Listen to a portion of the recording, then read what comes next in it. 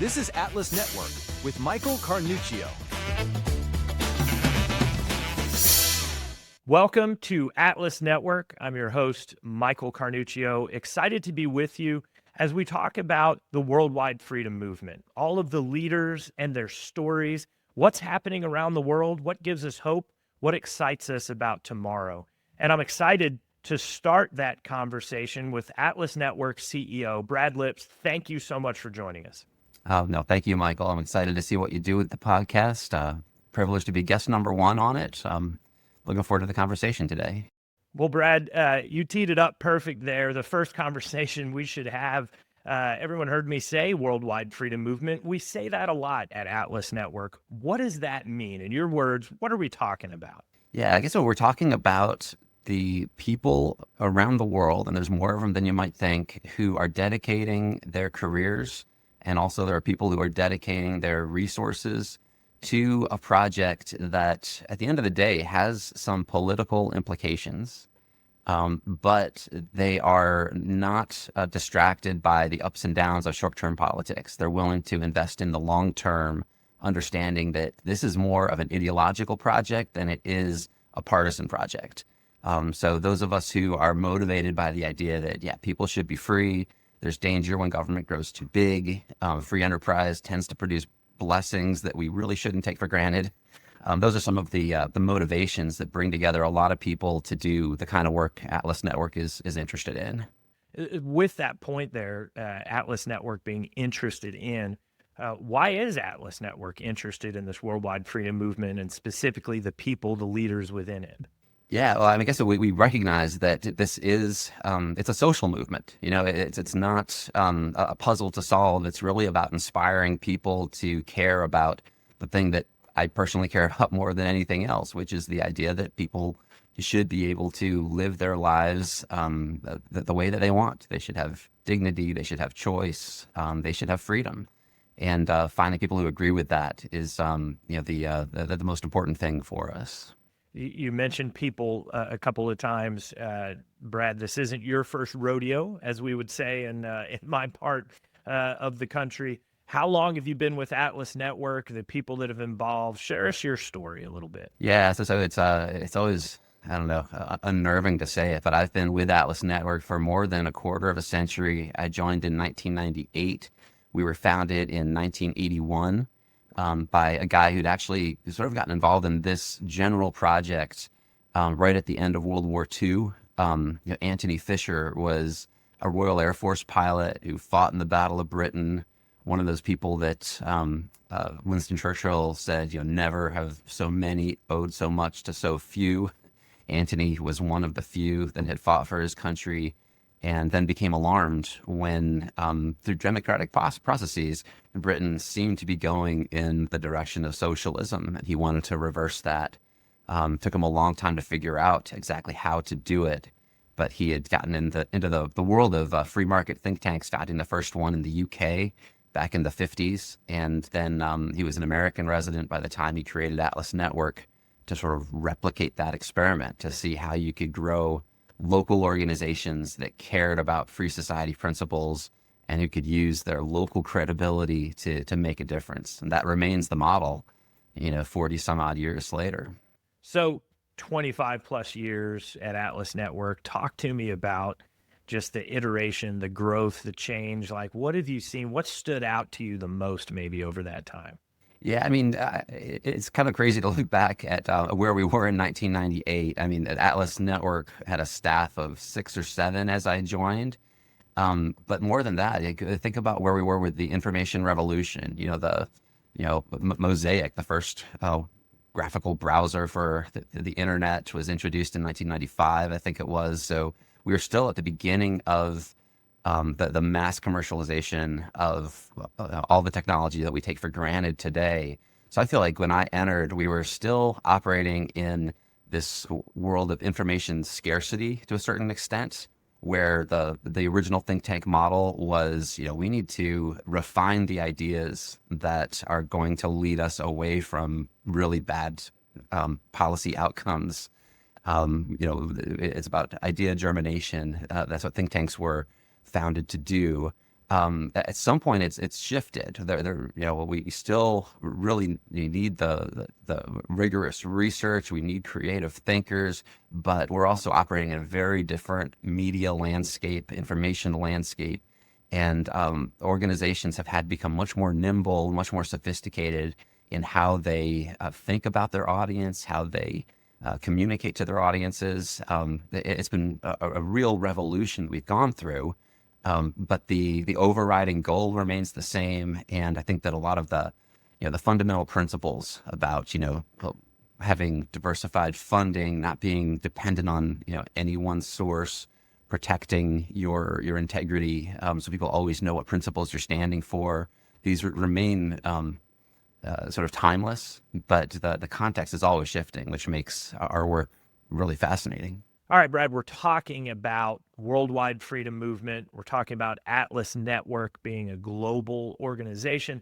I think a lot of people hear that and they kind of envision, well, other global organizations kind of sit in Washington and tell everyone around the globe what to do. But I get the impression from what you're saying that you're not sending out signals every morning on what everybody's expected to do for the day. So what's the strategy? How does the Atlas Network operate around the globe? Yeah, it's kind of interesting because I can imagine that people would imagine, we have all the answers and we're telling people how to increase freedom in their country, in their community. What I've learned over more than a quarter century is a lot of humility, that all my best ideas, that they actually aren't as brilliant as the ones that bubble up from this decentralized network.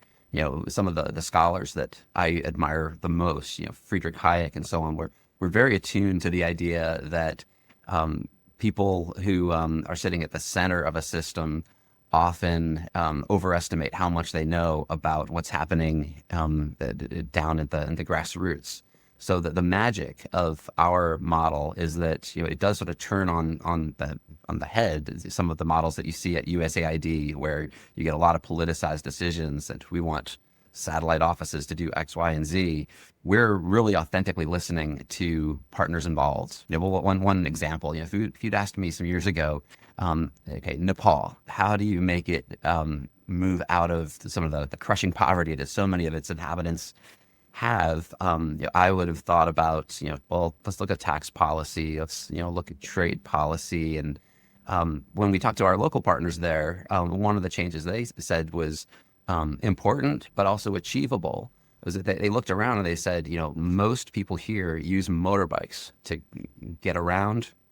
Many of them use motorbikes as part of their livelihood, but they're always at risk because it's so tough to legally register your bike. It's kind of like the DMV dysfunction that many Americans know. Just imagine that multiplied many times over. So it would take 3 or 4 years in this province where our think tank was located in order to go through that process. And that meant that police knew that they could shake down for bribes almost anyone that they wanted to pull over. So our partner said, let's simplify this system so it's taken, a week instead of 3 years in order to register your motorbike, and people are able to, with confidence, transact, live their lives the way they want. And that's just like a little change that was completely non-obvious to me until it was explained by those who have that on-the-ground knowledge about what really matters. So imagine that just like multiplied with 540 or some odd partners all around the world that are all thinking in this way, and it's our job to figure out how do we put wind in the sails of the guys with the really good ideas.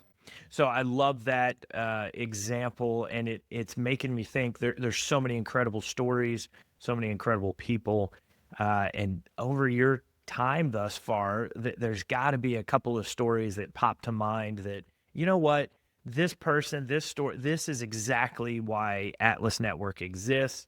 I can explain everything we are about this particular story right here. Does one of those come to mind that you could share with us today? Yeah, I mean, the first one I thought of is actually relates to a guy named Parth Shah, who created the Center for Civil Society in New Delhi, India.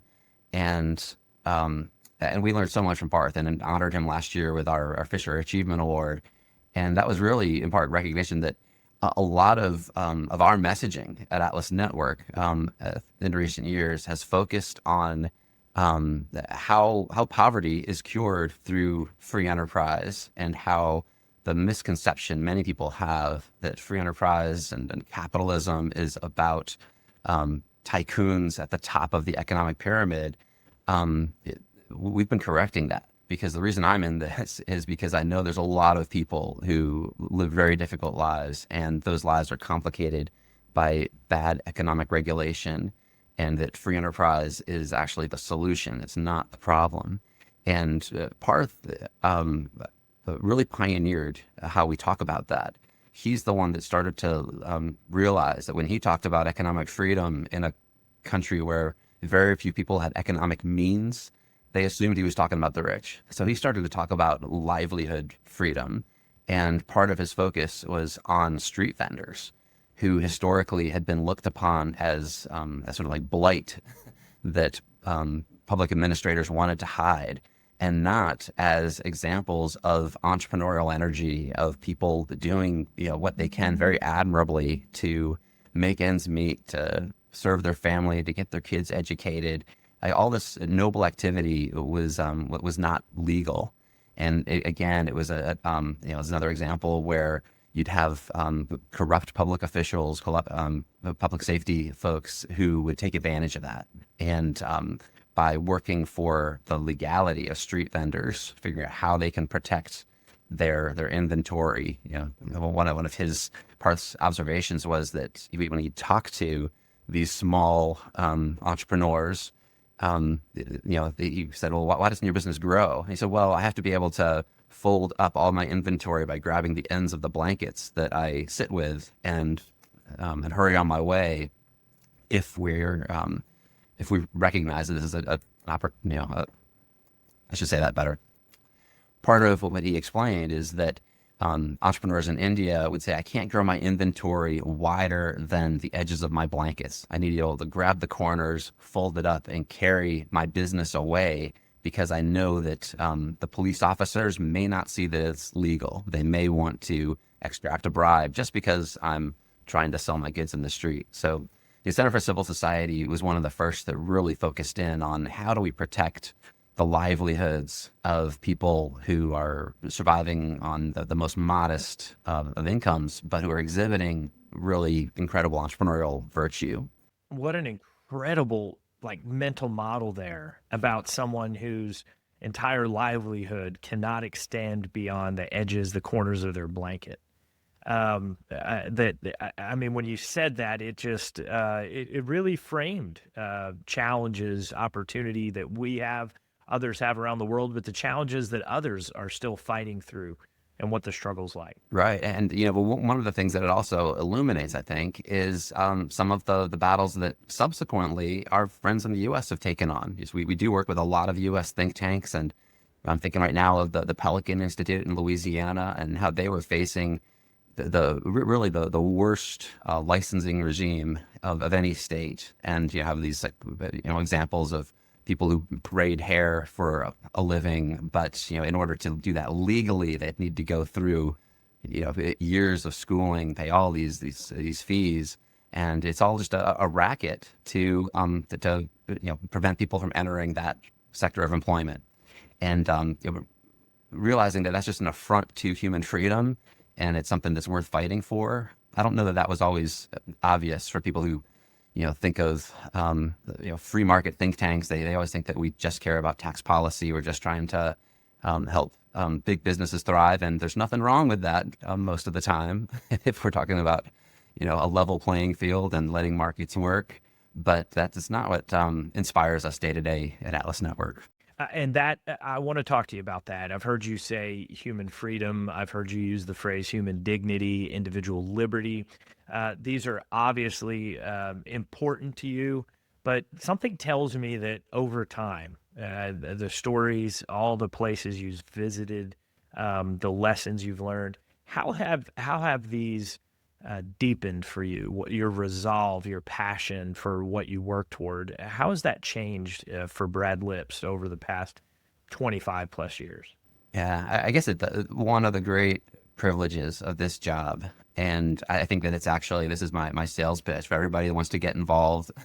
When you get involved and start coming to our conferences and so on, you're going to meet people that just blow you away with their courage. But one of the really fun stories for us was meeting Yeonmi Park, who hasn't been formally involved in our think tank partners. She was a North Korean refugee. Her fame after she worked with one of our partners in South Korea after she began to tell her story, and it became clear that she was just an incredible spokesperson who could raise awareness of just the terrible human rights abuses in North Korea. Her own story was just this heartbreaking tale of escaping North Korea and the starvation that existed for her there, being trafficked through China, and just a heartbreaking series of events.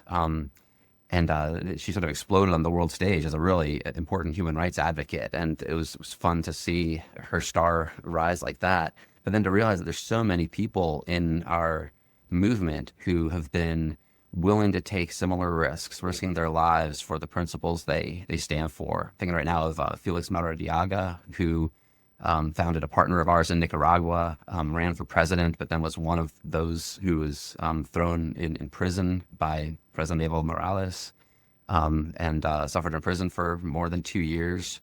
When you hear his stories of just like what he had to endure, it's really heart-wrenching. But it reminds you of how the founding fathers of the U.S. Had to make that kind of commitment. Our lives, our fortunes, our sacred honor is what they were pledging, and makes you want to rise to the occasion and realize that if you really care about these ideas, you should be willing to do the same.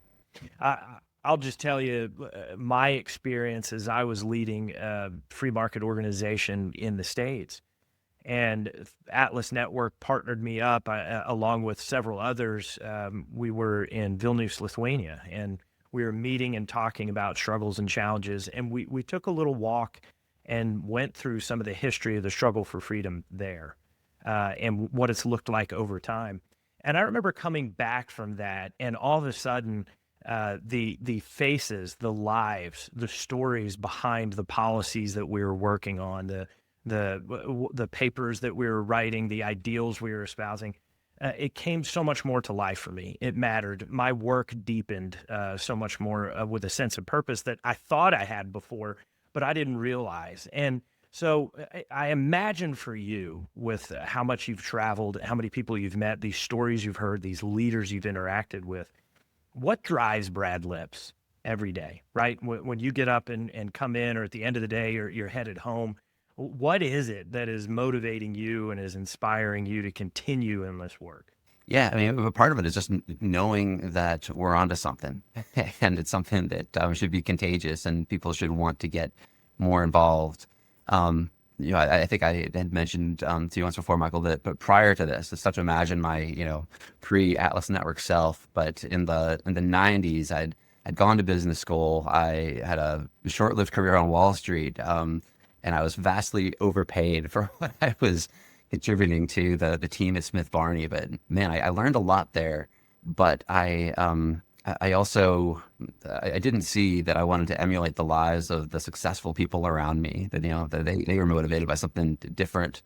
And I was at the time discovering some of these public policy ideas and the huge stakes that lay in front of us. So I got excited to do a reboot of my career, and really never looked back, because I think that my hypothesis I had at age 26 that my working life would see some really important battles for freedom, and it's going to be important that the good guys are well equipped to take on the challenges, and man, it'll be fun to be with the good guys. All that's been vindicated. So spending my days trying to figure out how do we grow this movement? How do we as a team operate more efficiently? Where should we as an organization be placing our bets? Because we do have scarce resources, and have to figure out what people around the world, people around the country, we can add the most value to. It's rewarding work. You used a phrase there, placing our bets, and I want to ask, you know me, that I love fundraising and development. I love that experience, relationship building, and tying someone with what they're passionate about to the people that are working on that cause. But this point of placing our bets, I'm sure that you get the question sometime from either a donor, a supporter, or somebody that's thinking about getting involved in the Atlas Network. Is it really going to make a difference? Why does it matter? Or what is this really going to do? What do you say to those questions when you get them, however you get them? I'm sure you've answered that over your career. What do you respond to? Yeah, I guess there's two things.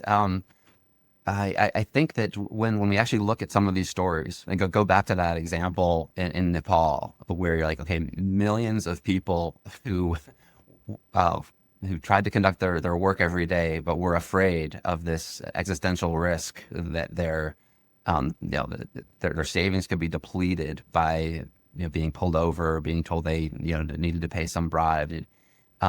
Freeing real human beings from that risk is an amazing result in itself, and those are the types of successes that they don't happen every day, but they happen a lot. They happen with regularity, thanks to our partners. And sometimes I look at in the faces of donors who want to hear a bigger story, who want to hear about the Berlin Wall crashing down, and sometimes our work just isn't as satisfying as that. But I also believe that all these small wins are building credibility for bigger battles in the future. And it's pretty exciting when you get an example like what's happened in Argentina over the past 18 months, because that all of a sudden reminds you, wait a second, like some of the things that are being put in motion by our partners are world changing. And when you think about what President Milei has embarked upon, how that's inspired people like Elon Musk to say, yeah, we need a chainsaw approach to reducing government spending. This is really of like world historic significance, and I wouldn't want to overplay, the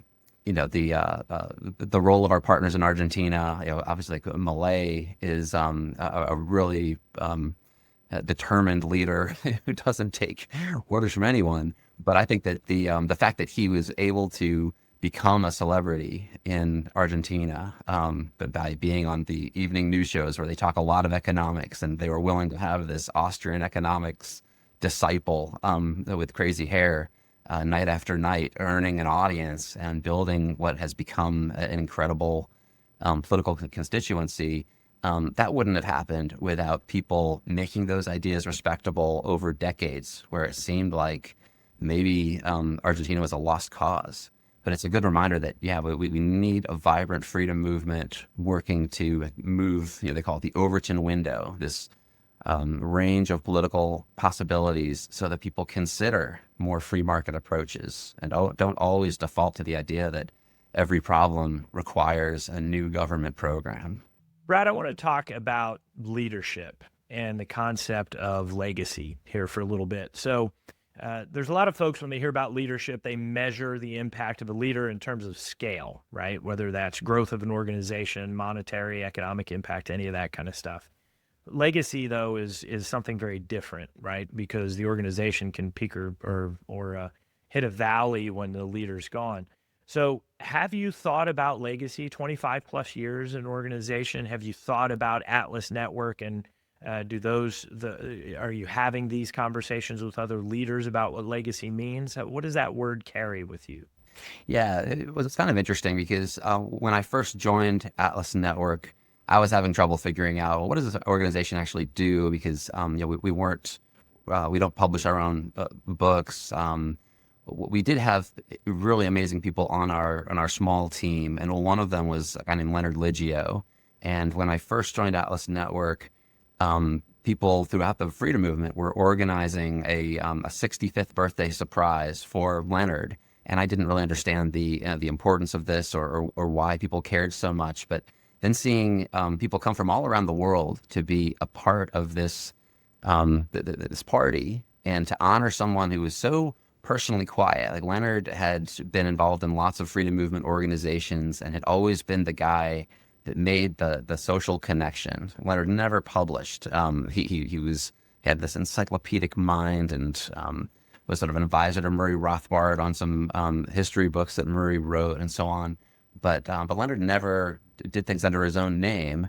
But everybody who had thrived in these different parts of the world in their careers wanted to pay homage to him, and that really was an important example for me early on to realize that even if I think at one point I wanted to be George Will, I wanted to become some writer or somebody who was on like the Sunday talk shows. At some point, I completely lost interest in doing that and realizing that you can do a lot of good in a behind-the-scenes role by being trustworthy, by always trying to figure out, how can I help this guy take things to a new level? And that's really what we've tried to build our Atlas Network team around. And I think of what we've accomplished now is that we don't have the arrogance to think that we're going to come up with, if we do like a Silicon Valley analogy, like we're not building like the next killer app for freedom. We don't think it's necessarily going to be coming out of our heads, this next innovation, but we want to create sort of the Silicon Valley connections. We're going to be the place where people with talent come, where people with resources come to find people with talent, and we can broker that. So we're trying to create the scalable community that can work with one another to develop the things that are going to liberate millions and millions of people. And that would be an amazing legacy. So, and I think that's what we're building here. Your point there strikes me that you have sat with and know some of the biggest thinkers that are around today or have, come before us that we're modeling thought and activity after. But yet you have also had intimate conversations with individuals that nobody knows their name, but they've come up with that idea or they're doing that work on the ground, on the front lines that has vast impact. With that range, how do you keep perspective, right? What gives you perspective? How does all this impact Brad Lips? Well, I think at the end of the day, part of what brings it home is that all of us have families, and all of us are kind of anchored to some of the simple pleasures of life.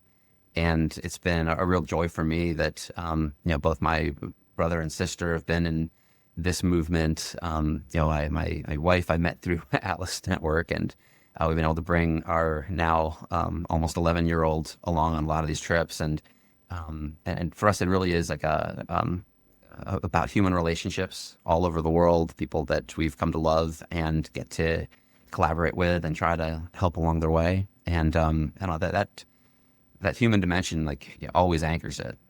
Brad, you have led Atlas Network and the people that are part of the team through turmoil, through global scarcity, catastrophe. You've led through times of uncertainty. And so what does leadership mean to you? How do you approach the leadership role? Do you think about it often, or is it just part of how you go about your day and the work that you're called to? Yeah, I through the years, I've tried to become more intentional. I think that I used to really believe that most sound management is common sense. And I think that I made the mistake of thinking that was sort of enough to be a good leader, is just, making pretty good decisions on a habitual basis. And I still think that part of what's been important maybe for any leader is just consistency, reliability, people always knowing that there's sort of an unwavering belief in what we're doing and a focus on achieving, what's next in front of us. But I've realized also that there's something that good leaders need to do, and things that don't come naturally to me sometimes, about really being intentional in the human relationships around you and making sure that people hear it articulated over and over, what we're trying to achieve and how each ingredient builds up into this bigger vision of what we're accomplishing, and to be providing that regular feedback, trying to help people understand what excellence really looks like and why we have to aspire to that and can't be satisfied with mediocrity. One of the things that I've been able to share comes from one of our great benefactors, a value investor named Don Smith, who died in 2019. And Don, maybe more than anyone, helped really elevate Atlas Network through his generosity, but also by being a really exacting guy that wanted to know how you were spending each dime. And the thing that was incredible, and we used to, make sure that we would tell all of all the participants Atlas Network would have in our training programs going into our biggest party of the year. We sort of end the year with our freedom dinner, and Don would pick up the entire tab. And, back then that was, $350,000, an enormous sum. And Don would take the bus home to his apartment in New York from the venue where we had that dinner, because he would say, I don't need a cab, I don't need a limo, I'm saving dollars to give back to the movement. And that kind of incredible frugality and but intentionality about like what's really important. I think that's the kind of thing that that those examples are so powerful for people to realize. Okay, like we have no excuses for not aiming high and not being sort of relentless in how we squeeze more efficiency out of what we're doing. If guys like Don are gonna model it for us. I got to say, Brad, when I think about leadership and I think about you, one of the other things that comes to mind is this concept of like an entrepreneurial spirit. I have been fascinated, and I know many others are. And by the way, if we haven't talked about this in PR, there's this saying that your brand isn't what you say it is, it's what others say about you. So now I get to say about you, and you'll learn what your brand. No, but this willingness to take some risk, but to experiment, trust people and new ideas, and be willing to experiment, whether it be within Atlas Network or programs you're seeing and work that you're seeing performed around the globe. Where does that entrepreneurial spirit come from? What is it in you where most leaders get to be controlling a little bit, or they say, we want to, has that been proven or tested? You lean in and you say, this is an interesting idea. Let's try that. Let's see what happens. Where does that come from? Well, one thing this calls to mind, Michael, is shortly after I became CEO of Atlas Network in 2009, we had a sort of a succession of challenges that just beat me down. And I was working at that time with a sort of informal executive coach I'd turn to from time to time. And he helped me as a sounding board. And about 2 years later, we were, as an organization, sort of back on our feet. We're no longer stumbling. And I felt so good that the path ahead looked very bright. And I happened to be in the same town as this guy, and I hadn't talked to him in some time. So I sat down for breakfast, and I kind of gave him my victory lap speech. It's like, we did it. And I remember he just shook his head, and he's like, oh no, like this is when you're most likely to make mistakes. Like as soon as you think you got it all figured out, like you've got blind spots, guy. And it was a really interesting, humbling conversation, because I really wanted a pat on the back, and it was kind of told like, no, that's not what this is about. This is about the next challenge, because the next challenge is coming. So I think that actually had a big impact on me, because it was sort of immediate to me how wise that was, and how foolish I must have looked to be like, I solved problem A, telling this to a guy who solved problems A to Z. And I was, unduly proud of myself. So I think that lessons like that have maybe really realized that, that there's change happening. And, right now, one of the things that we as a executive team are soul searching around a little bit is just, what will an Atlas Network partner look like in 10 years, in 5 years? When you think about the way that AI tools are really transforming so many different sectors, and we're only beginning to see interesting experiments about how we could be doing our work more effectively. That's going to be transformed. all these influencers that are going to Substack, and is the think tank models that need to fundamentally change? And I think we can't be afraid of that question. We have to embrace that, that the real mission is changing people's lives in the direction of freedom and working with people who can do that. And we have to be a little bit agnostic about whether that the recipe feels familiar to us. I think that we just need to keep thinking about the next thing. How relevant are we? And not, don't be too defensive when people challenge it. From Mosaic to AI, there's quite a technological leap there that we've had. Brad, what is it? Happy warrior is another thing that people would say about Brad Lips, right? So what is it that brings you joy? Yeah. So let's see. I do think that one of the things that we've gotten really good at Atlas Network, and this is again plug for all of your wide audience to come and join us at our Liberty Forum in New York, and the big gala freedom dinner that is the grand finale of that event, is that you get to feel this vibe. When I first entered this world, it was sort of a cranky community. You had a lot of people wringing their hands, even though, the fall of the Berlin Wall was, less than 10 years prior. A lot of things were heading in the right direction. There's always things to be upset about, a lot of reasons to fret that we're losing it all. But I think that fundamentally, if you're going to be building a social movement for change, you've got to make it attractive, you've got to make it fun, and you've got to see the hopeful side of things. And I think I've been around enough to know that, if you're overly optimistic, you're kind of naive. And if you're overly pessimistic, you're also a little bit naive. Like there's lots of glimmers of hope all over the place. And let's not self-sabotage by failing to recognize those. So a part of what we've been able to communicate, I think, is that you should find joy in this work. And that's because it is joyful work, and also because it's on a practical level, that's what's going to attract more people to it. And I've drunk the juice, Michael, so I totally think that we're changing the world, and why not be happy about it? You mentioned a couple of times improving freedom for people, changing the world, this expression.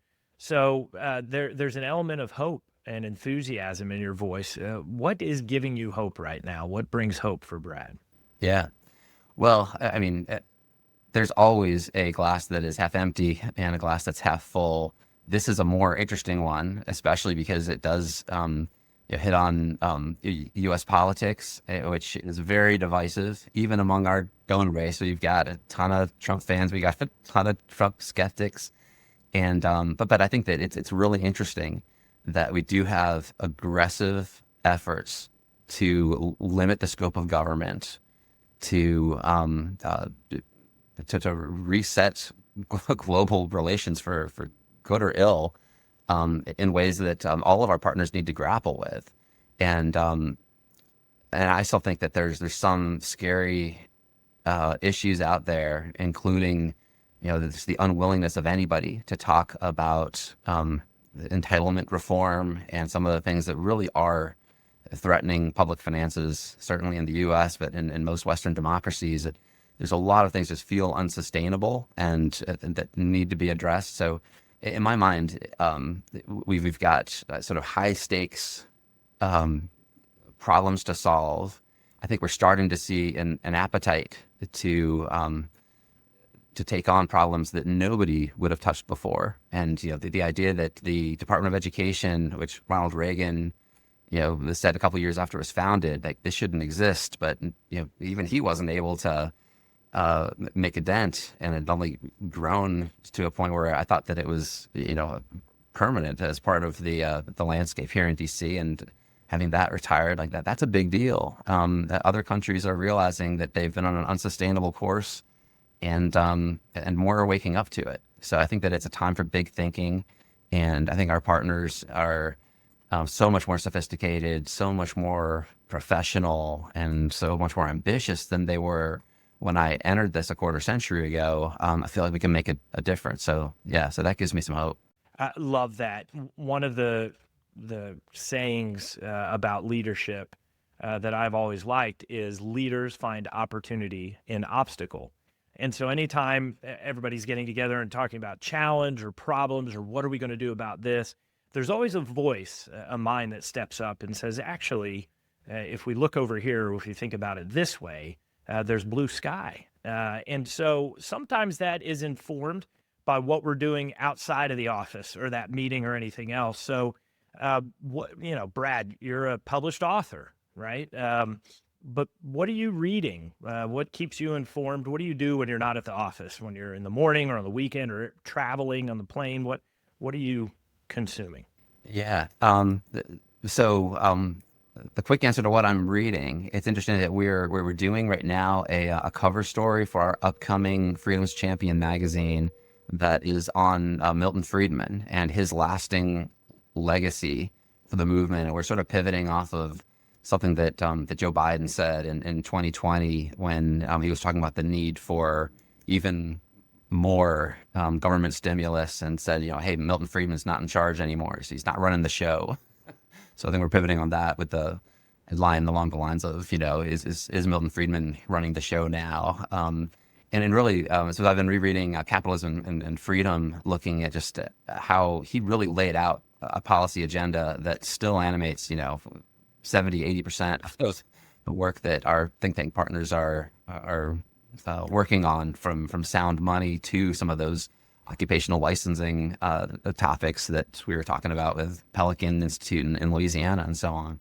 So I like to go back sometimes to the authors that really remain sort of a North Star for what we're all about. I've also, my original career aspiration coming out of college was to be a music journalist. I realized that was not the most lucrative career after a period, although I got some great free CDs way into the 1990s. So, and then if I try to make a link to what we're doing today, so I think that my original passion coming out of college was in understanding sort of where the culture was going and trying to figure out, okay, what motivates people.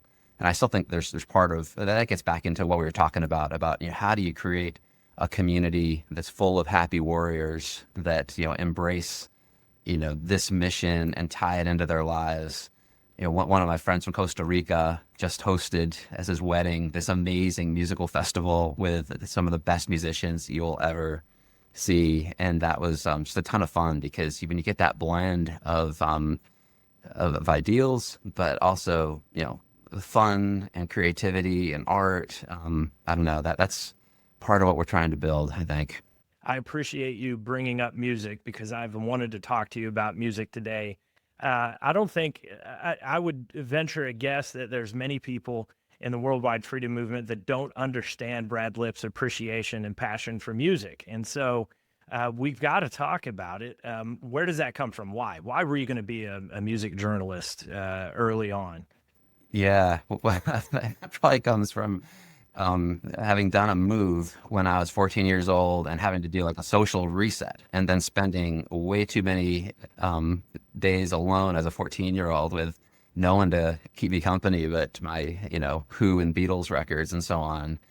And then I think around that time discovering that there was almost this like ideological thing that happened in rock music history. And I love like a lot of classic rock, but at some point I became really enamored with this idea that the punks of the 1970s had done this reset where they said, you know what, it's like, everybody was making a career out of this. And it was like, we're basking in like the easy applause of these like really indulgent guitar solos. Like that was all of a sudden, let's put that aside. Let's get back to the basics, make, music that just affirms something that excites us, that makes us want to jump up and down. And a lot of what I liked sort of stemmed from that reset. So there was so much interesting music being made in the 80s and 90s that was taking inspiration from that punk moment, even if it was no longer, just punk in form. Oh yeah. No, I'm with you. I am a child of the grunge movement myself, and will still proudly argue. So if you're going to see a show, You're getting tickets. Your favorite band is in or whatever. Are you going to do a big arena? You like the arena rock scene, or do you want the small club? Maybe there's 50 people in there, 100 people in there.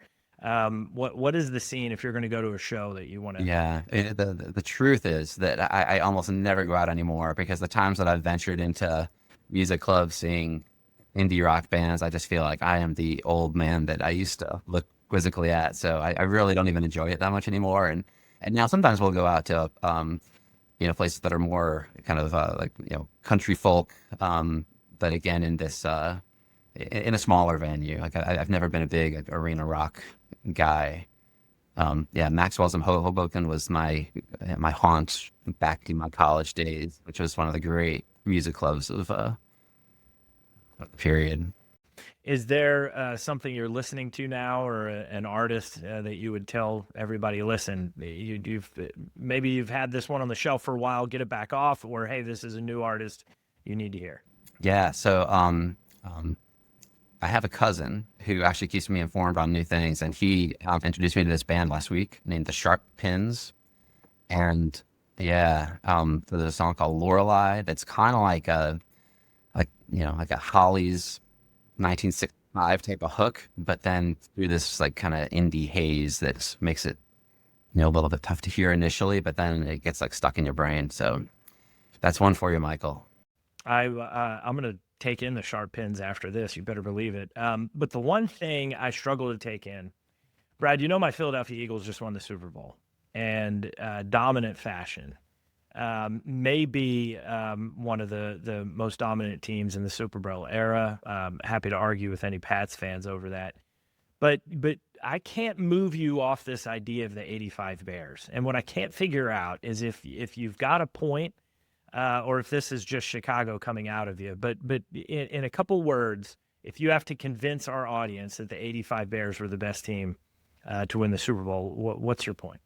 Yeah, I've made this argument that I'm going to share with your listeners now to several New York City cab drivers through the years, and I think I've persuaded every single one of them. So your audience is going to, say yes. You can question some of my economics, but you can't question my verdict on the Chicago Bears of 1985 winning the Super Bowl January 20th, 1986. That team famously, only lost one game all year. Dominant defense. The stat that you need to recognize is that the Bears shut out their opponent in the first round of the NFC playoffs. They shut out their opponent in the next game, the NFC Championship. Giants, the Rams didn't score a point against the Chicago Bears. The Super Bowl 20 against the New England Patriots begins with a Walter Payton fumble, and then a 3-and-out, and then a Patriots field goal. So the Patriots did score 3, but without actually moving the ball forward. And then they did not score again until the score was 46-3 in the second half. And then the Bears' third team let up a garbage touchdown. But essentially, the Bears' defense did not allow a point in the postseason. Boom. That's a winning argument, Carnuccio. And then add Jim McMahon and Walter Payton and all the personality with that team. That was the greatest team in football history. The Fridge Perry, wasn't he part of that team? He provided some comic relief and pretty good at stuff in the run. So, Brad, what's the ask? What's the pitch for Atlas? Yeah, well, thank you for asking that, Michael. Because unlike organizations like USAID, which depends on government funding, Atlas Network takes no money from taxpayers. We only work with voluntary gifts, private philanthropy. So we love when people raise their hand and recognize that their money matched with our business model can increase freedom for people around the world. And that's an amazing thing to be a part of.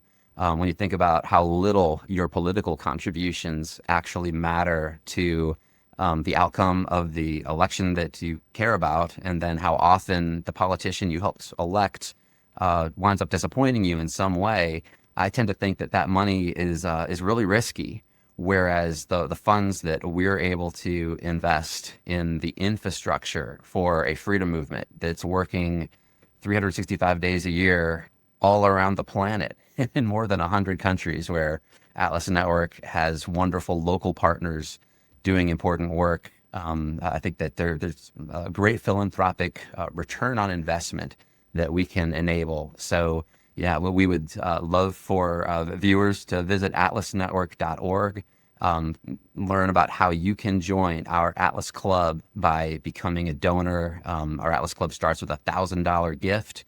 You'll start to get some special briefings from me and from others on our team to show you how your generosity is benefiting people with increased freedom around the world. So yeah, please, we would love to have more people join as donors to Atlas Network. Brad, we've talked quite a bit about the network, and we've talked about all the partners around the globe. But when we talk about Atlas Network business model, you've referenced that once or twice. What does that mean? What is the model? Yeah, it's pretty interesting, Michael, that if you'd asked me 10 years ago, what's Atlas Network about? I'd say, well, we're strengthening this worldwide freedom movement. And I still use that shorthand sometimes today, but something happened about 7 or 8 years ago where we realized that that tagline didn't give us a lot of discipline about how to make decisions about, what to do or what not to do. There's so many good causes all the time. So we started to look at our mission from a different lens and said, well, what if we think about our challenge as being, to answer this specific question of how do you accelerate innovation and achievement among the independent organizations that make up the network that we get to be the center of. And that led us to look at some insights from social psychology, and we realized that social comparison is really motivating. And one of the great assets that we have, the greatest asset, is this incredible network of high-performing individuals who come together from around the world to take part in our events.